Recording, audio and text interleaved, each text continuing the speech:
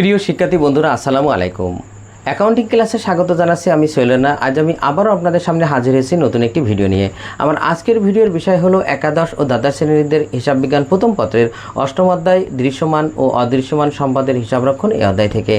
আর যে অঙ্কটি করাবো সেটি ঢাকা বোর্ডে 2024 সালে এসেছিল। তো চলুন বন্ধুরা, আগে আমরা অঙ্কটি পড়ে নিই। আলফা কোম্পানি লিমিটেড 2020 সালের 1 জানুয়ারি তারিখে 1,80,000 টাকা দিয়ে একটি মেশিন ক্রয় করে। উহার আনয়ন ও সংস্থাপন বাবদ যথাক্রমে 5,000 টাকা ও 15,000 টাকা ব্যয় নির্বাহ করে। মেশিনটির আনুমানিক আয়ুষ্কাল 10 বছর এবং আয়ুষ্কাল শেষে উহার ভগ্নাবশেষ মূল্য 20,000 টাকা হবে বলে ধরা হলো। এরপর দেখেন, স্থির কিস্তি পদ্ধতিতে 20% হারে কোম্পানি উক্ত মেশিনের অপচয় ধার্য এবং প্রতি বছর 31 ডিসেম্বর তারিখে হিসাব সমাপ্ত করার সিদ্ধান্ত গ্রহণ করে।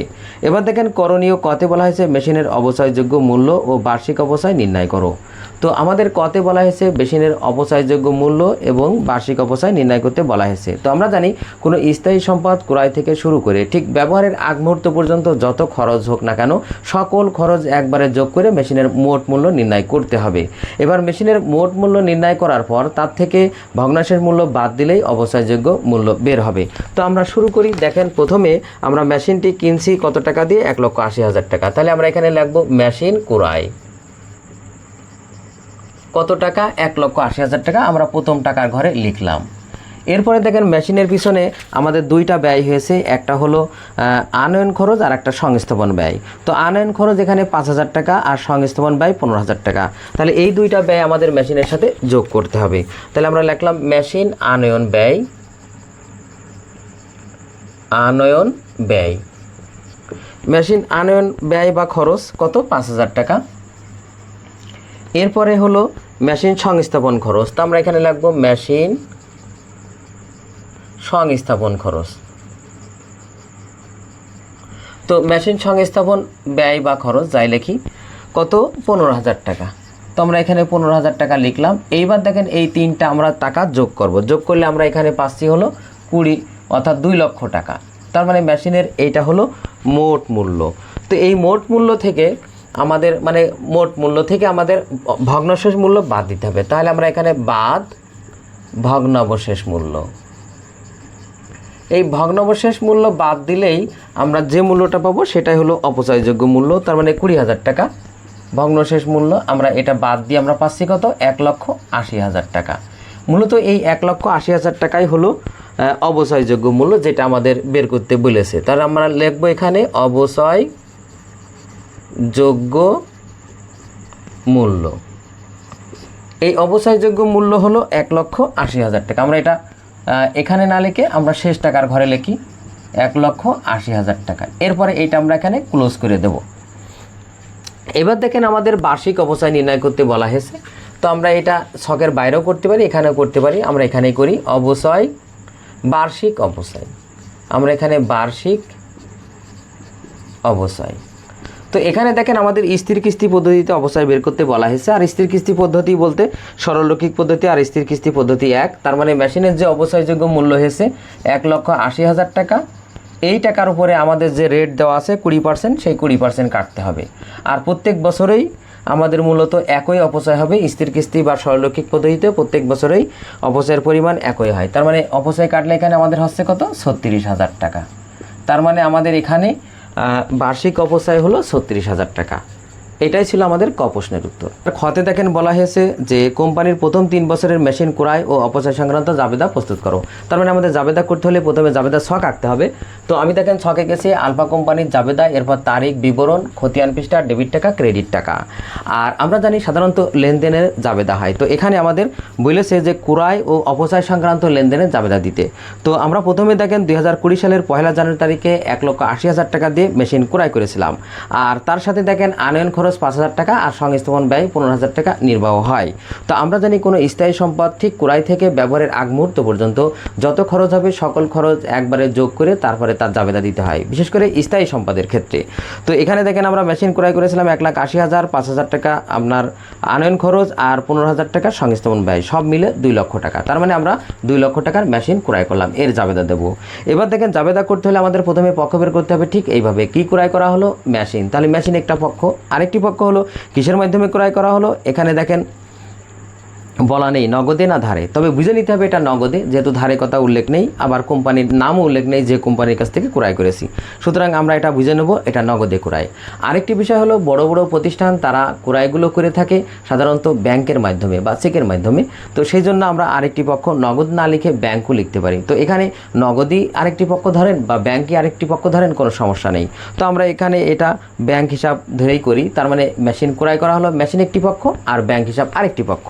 তাহলে আমরা প্রথমে পক্ষ দুটো লিখে নেব। 2020 সালের জানুয়ারি 1 তারিখে প্রথমে লেখেন মেশিন হিসাব, এরপরে আরেকটি হলো ব্যাংক হিসাব। এবার দেখেন মেশিন হিসাব সম্পদ, আর আমরা যখন মেশিন ক্রয় করছি তখন আমাদের কারবারে মেশিন নামক সম্পদ বৃদ্ধি পাচ্ছে, আর আমরা জানি সম্পদ বৃদ্ধি পেলে ডেবিট, তাই এখানে ব্যাংক হিসাব ডেবিট। আরেকটি পক্ষ হলো ব্যাংক হিসাব। ব্যাংক হিসাব আমরা জানি সম্পদ হিসাব, যদি সম্পদ বৃদ্ধি পায় ডেবিট হয়, হ্রাস পেলে ক্রেডিট হয়। যেহেতু আমরা মেশিনটা ক্রয় করছি ব্যাংকের মাধ্যমে, তার মানে ব্যাংকের যে টাকা ছিল সেই টাকা দিয়ে আমরা পরিশোধ করছি, তাহলে আমার নিঃসন্দেহে ব্যাংকের টাকা হ্রাস পাচ্ছে, তার মানে ব্যাংক নামক সম্পদ হ্রাস পাচ্ছে। আর যেহেতু সম্পদ হ্রাস পেলে ক্রেডিট, তাই এখানে ব্যাংক হিসাব ক্রেডিট হবে। টাকা হবে একবারে 2 লক্ষ টাকা, আমরা 2 লক্ষ টাকা এভাবে লিখে দেবো ডেবিটের ঘরে এবং ক্রেডিটের ঘরে। এইবার আমরা এর একটি ব্যাখ্যা লিখব, যেহেতু মেশিন ক্রয় করা হলো, তো আপনারা ব্যাখ্যা দিয়ে নেবেন, আমি ব্যাখ্যা দিচ্ছি না সময় কমানোর জন্য, তো আমি এখানে এরপরে দাগ দিয়ে দিলাম। এবার দেখেন আমরা যে 2020 সালে মেশিনটি ক্রয় করলাম, এই সালের শেষে তার মানে 1 বছর যখন পূর্ণ হবে তখন যে মেশিনটির একটি অপচয় ধরা হবে, সেই অপচয়ের হার হলো কত? 20%, যেটা আমরা কতে নির্ণয় করেছি। প্রত্যেক বছরে আমাদের 36,000 টাকা অপচয় হবে, যেহেতু স্থির কিস্তি পদ্ধতি, তার মানে প্রত্যেক বছরেই একই পরিমাণ টাকা অপচয় হবে। তো এবার দেখেন আমরা অপচয়ের জাবেদা করব, তার মানে অপচয়ের জাবেদা আমরা সবাই জানি অপচয় ডেবিট, পুঞ্জভূত অপচয় ক্রেডিট। যদি আমরা এটা বুঝতে চাই তাহলে ঠিক এইভাবে, যে বছর শেষে যখন মেশিনটির অপচয় ধরা হলো, তার মানে ব্যবহারকালীন ক্ষয়, তার মানে অপচয় একটি খরচ, আর আমরা জানি খরচ বৃদ্ধি পেলে ডেবিট, তাই অপচয় হিসাব ডেবিট। আর অপচয়ের বিপরীতে আরেকটি পক্ষ আমরা পুঞ্জভূত অপচয় ধরবো, যেটা বিপরীত সম্পদ, আর এইটার ফলে আমাদের সম্পদ কি হয়? হ্রাস পায়, সেই জন্য আমাদের পুঞ্জভূত অপচয় কি হবে? ক্রেডিট। তাহলে আমাদের এখানে 31 ডিসেম্বর, যেহেতু বছর শেষে আমরা এই জাবেদাটা দেব, তাহলে আমাদের ডিসেম্বর 31 অপচয় ডেবিট। অপচয় যেহেতু খরচ এখানে বৃদ্ধি পাচ্ছে তাই ডেবিট। আরেকটি পক্ষ হলো পুঞ্জীভূত অপচয় বা অপচয় সঞ্চিতি, আমরা পুঞ্জীভূত অপচয় লিখি, পুঞ্জীভূত অপচয়। পুঞ্জীভূত অপচয় হিসাব ক্রেডিট, টাকা হবে 36,000। আমরা কতে এটা নির্ণয় করেছিলাম যে প্রত্যেক বছরে অপচয় 36,000 টাকা। আর মনে রাখবেন প্রত্যেক বছরে যে পরিমাণ টাকা আমরা অপচয় জাবেদা করব, ঠিক ওই পরিমাণ টাকায় আমরা অপচয় মুছে ফেলার জন্য অর্থাৎ সমাপনী দাখিলার জন্য আরেকটি জাবেদা দেব। তার মানে অপচয় যে আমরা সমাপনী দাখিলা দেব, তার মানে অপচয়টা আয় বিবরণীতে ট্রান্সফার করা হবে। তাহলে আয় বিবরণী এখন ডেবিট হবে বা আয় সারাংশ ডেবিট হবে, আর ওই অপচয়টা ক্রেডিট হবে। তার মানে অপচয়ের 2টা জাবেদা হবে, একটি হলো অপচয়ের জাবেদা আর একটি হলো সমাপনী দাখিলা অর্থাৎ অপচয়ের জন্য। তার মানে সেটার জন্য জাবেদা হবে আয় বিবরণী ডেবিট বা আয় সারাংশ ডেবিট, যাই লেখেন আয় বিবরণী হিসাব ডেবিট। যেহেতু অপচয় আয় বিবরণীতে যায়, আয় বিবরণী ডেবিট দিকে যায়, তাই আয় বিবরণী ডেবিট আর ওই অপচয় ক্রেডিট। অপচয় হিসাব ক্রেডিট, যেহেতু এখানে অপচয় মুছে ফেলা আসছে, তার মানে অপচয় আগে ডেবিট ছিল, যদি মুছে ফেলা হয় তার মানে ক্রেডিট করা হবে, সেই জন্য টাকা হবে ওই একই টাকা 36,000 টাকা। আমরা ব্যাখ্যা লিখছি না, আপনি ব্যাখ্যা লিখবেন ঠিক এইভাবে, যেহেতু অপচয় ধার্য করা হলো। আর দ্বিতীয়টা লিখবেন যে অপচয় আয় বিবরণীতে ট্রান্সফার করা হলো। এবার দেখেন আমরা যেহেতু পরপর 3 বছরে জাবেদা করতে বলা হয়েছে, এবার আমরা 2021 সালে জাবেদা করব। তো 2021 সালে কোনো মেশিন ক্রয় করিনি, সেজন্য মেশিন ক্রয়ের জাবেদা হবে না, তার মানে শুধু এই অপচয়ের জাবেদা হবে। তো আমরা এখানে অপচয় করছি বছর শেষে, তার মানে 31 ডিসেম্বর 2021 সালে ওই একই জাবেদা হবে, তার মানে অপচয় ডেবিট, অপচয় হিসাব ডেবিট, আর পুঞ্জীভূত অপচয় ক্রেডিট, পুঞ্জীভূত অপচয় ক্রেডিট ওই একই টাকা হবে। আমরা জানি স্থির কিস্তি বা সরলরৈখিক পদ্ধতিতে প্রত্যেক বছরে অপচয়ের পরিমাণ সমান হয়, সেই জন্য আমরা এখানে ওই একই টাকা অপচয় লিখলাম। আর ব্যাখ্যা হবে যেহেতু অপচয় ধার্য করা হলো। এবার দেখেন এই অপচয়টা আমরা আয় বিবরণীতে ট্রান্সফারের জাবেদা করব, তার মানে আয় বিবরণী ডেবিট আর ওই অপচয় ক্রেডিট। যেহেতু অপচয় ডেবিট ছিল, যদি আয় বিবরণীতে ট্রান্সফার করি তাহলে এই অপচয় হ্রাস পাবে আর আয় বিবরণী বৃদ্ধি পাবে, সেই কারণে এখানে আমাদের আয় বিবরণী ডেবিট আয় বিবরণী হিসাব ডেবিট, আর এখানে আয় বিবরণী হিসাব না লিখে শুধু আয় বিবরণী লিখলেও হবে, আয় বিবরণী ডেবিট, আর এখানে আমাদের অবশ্যই ক্রেডিট।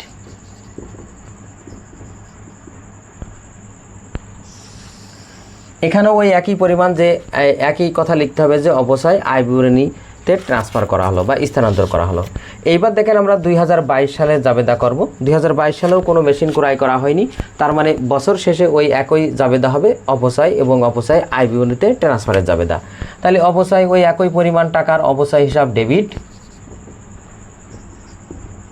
এখানে টাকা আমরা 36,000 লিখি, এখানে ওই একই টাকা, তার মানে পরের জাবেদায় আমাদের অপচয় ডেবিট, অপচয় হিসাব ডেবিট, আর পুঞ্জীভূত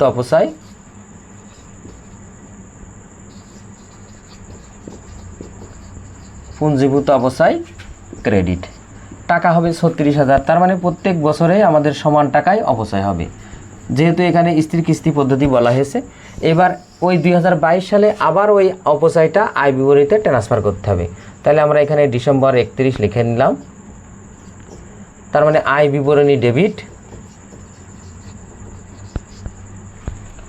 ওই একই টাকার, আর অপচয় ক্রেডিট, তার মানে এই অপচয়টা আমরা এখন আয় বিবরণীতে ট্রান্সফার করছি।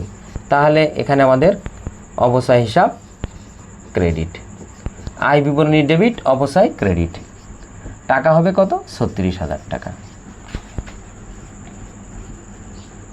এইটাই ছিল আমাদের খ প্রশ্নের উত্তর। এবার গতে দেখেন বলা হয়েছে মেশিন হিসাব এবং অপচয় হিসাবের খতিয়ান প্রস্তুত করো প্রথম 3 বছরের জন্য। তার মানে আমাদের দুইটি খতিয়ান তৈরি করতে বলা হয়েছে, একটি হলো মেশিন হিসাব আর একটি হলো অপচয় হিসাব। তো এর জন্য আমরা ছকে গেছি, দেখেন তারিখ, বিবরণ, জাবেদা পৃষ্ঠা, ডেবিট টাকা, ক্রেডিট টাকা, আর balance, debit balance, credit balance, এখানেও তাই। তবে মনে রাখবেন এটা হলো চলমান জের ছক, তো চলমান জের ছকেই আমরা করবো, এখানে উল্লেখ নেই। তো উল্লেখ না থাকলে আপনি টি ছকেও করতে পারেন। তো দেখেন প্রথমে আমাদের মেশিন হিসাব করতে বলা হয়েছে। তো আমরা জানি যে খতিয়ানটা মূলত জাবেদা থেকে আনতে হয়। তো আমরা যে জাবেদা একটু আগে খতে দিলাম সেখান থেকেই মূলত আমরা এই খতিয়ানে ট্রান্সফার করব। তো আমরা প্রথম 3 বছরের আমাদের খতিয়ান করতে বলা হয়েছে। তো প্রথম বছর হলো আমাদের 2020 সালের জানুয়ারির 1 তারিখে দেখেন আমরা মেশিন ক্রয় করছিলাম, তখন আমরা জাবেদা করেছিলাম মেশিন হিসাব ডেবিট আর ব্যাংক হিসাব ক্রেডিট। তো মনে রাখবেন খতিয়ান করার নিয়ম হলো যে হিসাব করছি সেই হিসাবের বিপরীত হিসাব লিখতে হয়। তো জাবেদায় আমরা পেয়েছিলাম মেশিন হিসাব ডেবিট আর ব্যাংক হিসাব ক্রেডিট, যেহেতু আমরা মেশিন হিসাব করছি তার বিপরীতে একটি ব্যাংক হিসাব, তাই আমরা ব্যাংক হিসাব এখানে লিখব। তো আমরা সেই ব্যাংক হিসাব আমরা এখানে লিখলাম প্রথমে ব্যাংক হিসাব। এবার আমাদের খেয়াল রাখতে হবে, দেখেন টাকা হবে কোন দিকে, যেহেতু মেশিন হিসাব আমরা করছি, মেশিন ছিল কিন্তু ডেবিট, তাহলে আমাদের ডেবিট দিকে টাকা হবে 2 লক্ষ টাকা। তার মানে মনে রাখবেন যে হিসাব করছি সেই হিসাব যদি ডেবিট হয় তাহলে ডেবিট দিকে টাকা, আর তার বিপরীত হিসাব এখানে লিখতে হবে। যেহেতু আমরা মেশিন হিসাব করছি, মেশিন হিসাব জাবেদায় ডেবিট হয়েছিল তাই ডেবিট দিকে টাকা লিখলাম, আর তার বিপরীত এন্ট্রি ছিল ব্যাংক হিসাব, তাই ব্যাংক হিসাব আমরা এখানে লিখলাম। যদি আমরা জাবেদায় নগদান হিসাব লিখতাম ক্রেডিট, তাহলে এখানে আমরা নগদান হিসাব ক্রেডিট দিকে দিতাম, ক্রেডিট নগদান হিসাব বলে লিখতাম। এবার দেখেন যেহেতু এখানে ডেবিট হয়েছে সঙ্গে সঙ্গে এটা ব্যালেন্সের ঘরে চলে যাবে। ব্যালেন্স কোন ঘরে যাবে? ডেবিট দিকেই যাবে। মনে রাখবেন ডেবিট দিকে থাকলে ডেবিট দিকেই ব্যালেন্স হিসাবে বসবে। এবার দেখেন 2020 সালে আর কোনো লেনদেন মেশিন বাবদ হয়নি। 2021 সালেও মেশিন বাবদ কোনো লেনদেন হয়নি, কিন্তু আমরা 2020 এরপরে 2021 আমরা যেহেতু কোনো লেনদেন হয়নি, আমরা ডিসেম্বর 31 আমরা ওইটা ব্যালেন্স বিডি বলে লিখব, ডিসেম্বর 31 ব্যালেন্স বিডি বলে, ওই একই টাকায়, যেহেতু আমাদের কোনো লেনদেন হয়নি, তার মানে 21 সালেও এসেও আমাদের ওই একই ব্যালেন্স আছে, তার মানে 2 লক্ষ টাকা। এবার দেখেন আমরা 2022 সালে চলে আসবো। 2022 এটাও দেখেন ডিসেম্বর 31, এখানেও আমরা ব্যালেন্স বিডি বলে লিখব, ওই একই টাকা, তার মানে 2 লক্ষ টাকা। তার মানে আমাদের ব্যালেন্স কোনো পরিবর্তন হয়নি। আমাদের 20 সালে ব্যালেন্স ছিল, দেখেন ডেবিট হয়েছিল 2 লক্ষ, সঙ্গে সঙ্গে ডেবিট ব্যালেন্স ছিল 2 লক্ষ। ঠিক আমরা 21 সালে মেশিন বাবদ কোনো লেনদেন হয়নি, তাই জাবেদা থেকে কোনো হিসাব এখানে অন্তর্ভুক্ত হয়নি, তাই আমরা সরাসরি ওই টাকাটাই আমাদের ব্যালেন্স আছে, তাই আমরা 21 সালে 31 ডিসেম্বর তারিখ দিয়ে ব্যালেন্স বিডি বলে লিখলাম। ঠিক একইভাবে 22 সালেও 31 ডিসেম্বর দিয়ে আমরা ব্যালেন্স বিডি বলে 2 লক্ষ টাকা লিখলাম। এটাই হলো যদি জাবেদা না আসে তাহলে ব্যালেন্স নামানোর নিয়ম। এবার দেখেন আমাদের অপচয় হিসাব করতে বলা হয়েছে। তো অপচয় হিসাব দেখেন প্রথম 2020 সালের জানুয়ারির 1 তারিখে মেশিন ক্রয়ের জাবেদা হয়, কিন্তু 31 ডিসেম্বর তারিখে যে জাবেদা হয় সেটা জাবেদার দিকে খেয়াল করেন, সেটা ছিল আমাদের অপচয় ডেবিট, পুঞ্জীভূত অপচয় ক্রেডিট। যেহেতু আমরা অপচয় হিসাব করছি আর অপচয়ের বিপরীত এখানে পুঞ্জীভূত অপচয়, তাহলে আমরা এখানে 2020 এরপরে ডিসেম্বর 31 তারিখে আমরা অপচয় জাবেদা দিলাম। তার বিপরীত এন্ট্রি ছিল, অপচয়ের বিপরীত এন্ট্রি ছিল আমাদের পুঞ্জীভূত অপচয়। তাহলে আমরা এখানে লিখব পুঞ্জীভূত অপচয়। তার মানে আমাদের জাবেদায় আসছিল অপচয় ডেবিট, পুঞ্জীভূত অপচয় ক্রেডিট, তাই বিপরীত এন্ট্রি ছিল পুঞ্জীভূত অপচয় লিখলাম। আর যেহেতু অপচয় ডেবিট হয়েছিল তাই আমরা ডেবিট দিকে টাকা লিখলাম। 36,000 টাকা আমাদের অপচয় হয়েছিল। এই 36,000 দেখেন ডেবিট দিকে লিখলাম, কারণ অপচয় ডেবিট হয়েছিল সেই জন্য ডেবিট দিকে। সঙ্গে সঙ্গে এটা ডেবিট ব্যালেন্সে চলে যাবে, কারণ যেহেতু ডেবিট হয়েছিল তাই ডেবিট ব্যালেন্সে। এবার দেখেন এরই পরের জাবেদায় আমাদের জাবেদা হয়েছিল যে আয় বিবরণী ডেবিট, অপচয় ক্রেডিট। যেহেতু আমরা অপচয় করছি তাই অপচয় বিপরীত এন্ট্রি এখানে কি আয় বিবরণী। তাহলে একই তারিখে আমরা এখানে আয় বিবরণী বলে লিখলাম আয় বিবরণী। আর টাকা হবে কোন দিকে? ক্রেডিট দিকে। কেন? কারণ এই জাবেদা হয়েছিল আয় বিবরণী ডেবিট আর হলো অপচয় হিসাব ক্রেডিট। যেহেতু অপচয় ক্রেডিট তাই ক্রেডিট দিকে টাকা লাগবে, ওই একই পরিমাণ টাকা 36,000। দেখেন ছিল ডেবিট ব্যালেন্স আর নতুন করে ক্রেডিট হলো, তাহলে ডেবিট ক্রেডিট যদি হয়, বিপরীত ঘর যদি হয় তাহলে বিয়োগ হয়, বিয়োগ হয়ে আমাদের আর কিছু থাকছে না। তাই আমরা এখানে একটা দাগ দিয়ে দেবো বোঝার জন্য যে আমাদের এখানে ব্যালেন্স 0। এইবার দেখেন 2021 সালে আমরা আবার চলে আসবো, 2021 ডিসেম্বর 31। এখানেও দেখেন আমাদের মেশিন এর যে অপচয়, সে অপচয় জাবেদা হয়েছিল অপচয় ডেবিট, পুঞ্জীভূত অপচয় ক্রেডিট। যেহেতু অপচয় হিসাব করছি তার বিপরীত এন্ট্রি আমরা এখানে পুঞ্জীভূত অপচয় বলে লিখব। আমরা এখানে লিখলাম পুঞ্জীভূত অপচয়। টাকা হবে কত? 36,000। কোন দিকে হবে? যেহেতু অপচয় ডেবিট, পুঞ্জীভূত অপচয় ক্রেডিট, তাই ডেবিট দিকে টাকা হবে। অপচয় ডেবিট সেই কারণে ডেবিট দিকে টাকা, কিন্তু অপচয়ের বিপরীত এন্ট্রি লিখতে হবে পুঞ্জীভূত অপচয়। টাকা বসবে কোন দিকে? 36,000 টাকা এই ডেবিট ব্যালেন্সে, কারণ ছিল ডেবিট দিকে টাকা বসাইছি, সঙ্গে সঙ্গে এটা ডেবিট দিকে চলে যাবে। যদি ক্রেডিট দিকে বসাতাম ক্রেডিট দিকে যেত। এরই আর একটা জাবেদা ছিল, সেটা হলো কি যে 31 ডিসেম্বরে আয় বিবরণী ডেবিট, অপচয় ক্রেডিট। তাহলে আমাদের বিপরীত এন্ট্রি এখানে অপচয়ের আয় বিবরণী, তাহলে আমরা এখানে আয় বিবরণী বলে লিখব। আর দেখেন অপচয় ক্রেডিট হয়েছিল তাই আমরা ক্রেডিট দিকে টাকা লিখব। কত? 36,000। দেখেন ছিল ডেবিট, নতুন করে হইলো ক্রেডিট, তাহলে আবার ওই বিয়োগ করে আমাদের কিছু থাকে না, তাই এখানে আমরা একটু দাগ দিয়ে বোঝালাম। এবার দেখেন 2022 সালে আমরা এবার দেখি ডিসেম্বর 31। 2022 সালেও দেখেন যেহেতু পরপর 3 বছরের করতে বলা হয়েছে, 2022 সালেও আমাদের জাবেদা হয়েছিল অপচয় ডেবিট, পুঞ্জীভূত অপচয় ক্রেডিট। তাহলে অপচয়ের বিপরীত এন্ট্রি কি? পুঞ্জীভূত অপচয়। তাহলে আমরা এখানে লিখলাম পুঞ্জীভূত অপচয়। টাকা কত? 36,000। কোন দিকে? ডেবিট দিকে। কারণ হলো অপচয় ডেবিট, পুঞ্জীভূত অপচয় ক্রেডিট। যেহেতু অপচয় ডেবিট তাই ডেবিট দিকে টাকা, সঙ্গে সঙ্গে এটা ডেবিট ব্যালেন্সে বসালাম। এবার দেখেন আমাদের তারই পরে আর একটা জাবেদা হয়েছিল আয় বিবরণী ডেবিট, অপচয় ক্রেডিট। যেহেতু আয় বিবরণী বিপরীত এন্ট্রি, তাহলে আমরা এখানে আয় বিবরণী লিখব। ওই একই নিয়ম, সবগুলোই 3টা বছরেই একই বিষয়, আয় বিবরণী বলে লিখলাম। আর টাকা লিখব ক্রেডিট দিকে। যেহেতু অপচয় ক্রেডিট হয়েছিল সেই জন্য টাকা লিখলাম ক্রেডিট দিকে। আপনি জাবেদার দিকে খেয়াল করেন, দেখেন ছিল ডেবিট, নতুন করে হলো ক্রেডিট, তাহলে এখানে আর ডেবিট ক্রেডিট মিলে আর কিছু থাকে না। এটাই ছিল আমাদের খতিয়ান। তো ছাত্রছাত্রী বন্ধুরা, আজ এ পর্যন্তই। আমার ভিডিওটি কেমন হলো অবশ্যই কমেন্ট করে জানাবেন। যদি ভিডিওটি ভালো লেগে থাকে অবশ্যই ভিডিওতে একটি লাইক দেবেন। এছাড়াও অন্যান্য বন্ধুদের দেখার সুযোগ করার জন্য অবশ্যই ভিডিওটি শেয়ার করবেন। আর আমার চ্যানেলে যদি আপনি নতুন হয়ে থাকেন অবশ্যই আমার চ্যানেলটি সাবস্ক্রাইব করে নেবেন। সবাইকে ধন্যবাদ। আল্লাহ হাফেজ।